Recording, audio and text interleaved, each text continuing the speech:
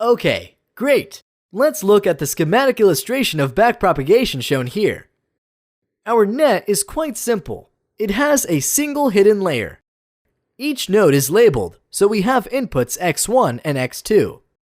Hidden layer units, output layer units y1 and y2. And finally, the targets t1 and t2.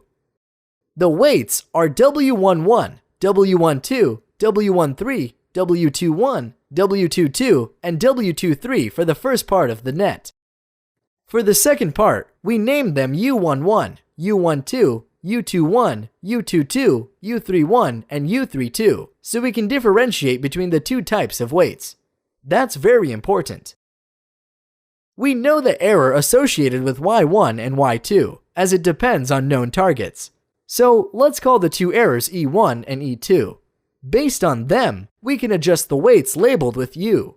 Each U contributes to a single error. For example, U11 contributes to E1.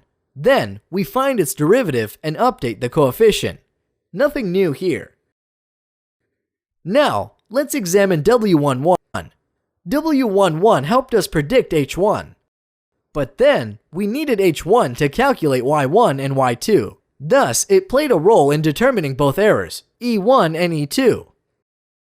So, while U11 contributes to a single error, W11 contributes to both errors. Therefore, its adjustment rule must be different.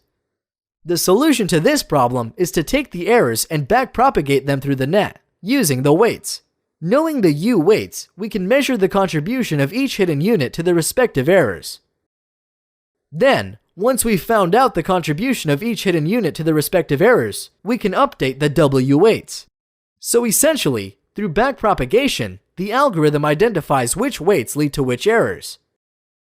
Then, it adjusts the weights that have a bigger contribution to the errors by more than the weights with a smaller contribution.